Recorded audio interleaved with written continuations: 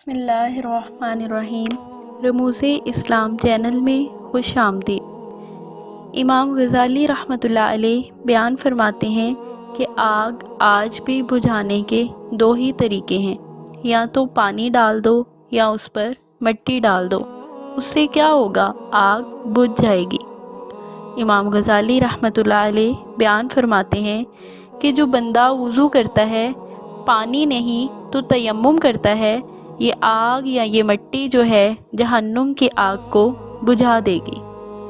ویسے جتنی بڑی آگ ہو اتنا ہی زیادہ پانی چاہیے ہوتا ہے، بڑے بڑے ٹینکر لگانے پڑتے ہیں، وضو کا پانی تو بہت تھوڑا ہے۔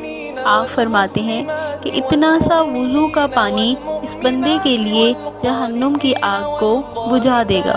امام غزالی نے ایک بہت پیاری بات ارشاد فرمائی۔ آپ فرماتے ہیں کہ وضو میں 4 ہی فرض کیوں ہیں؟ کوئی اور بھی تو ہو سکتا تھا۔ دیکھیے یہ صوفیہ کرام کی کتنی حکمت بھری باتیں ہیں۔ آپ بیان فرماتے ہیں کہ 4 عذاب ہیں تو وضو میں فرض کتنے ہیں؟ 4۔ رحمت الہی گویا پکار رہی ہے کہ اے میرے بندو، وضو میں چہرہ دھویا کرو، قیامت کے دن تمہارا چہرہ سیاہ نہیں ہوگا، تمہارا چہرہ چمکے گا۔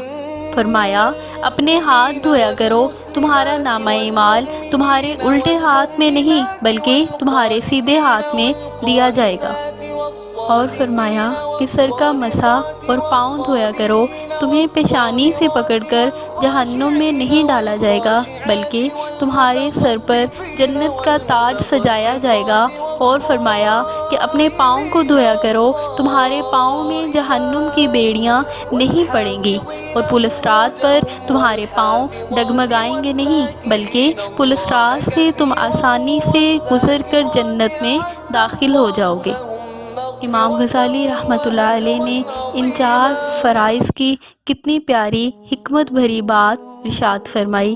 اللہ پاک سے دعا ہے کہ اللہ پاک ہمیں کامل وضو کرنے کی توفیق عطا فرمائے اور ہمارا خاتمہ ایمان پر فرمائے، اور ہمیں ایسی زندگی گزارنے کی توفیق عطا فرمائے جو اللہ اور اس کے رسول کو پسند ہو۔ ناظرین، اگر آپ کو یہ ویڈیو اچھی لگی ہو تو چینل کو سبسکرائب کریں اور کومنٹس میں ضرور شیئر کیجیے گا۔ تب تک کے لیے اللہ حافظ۔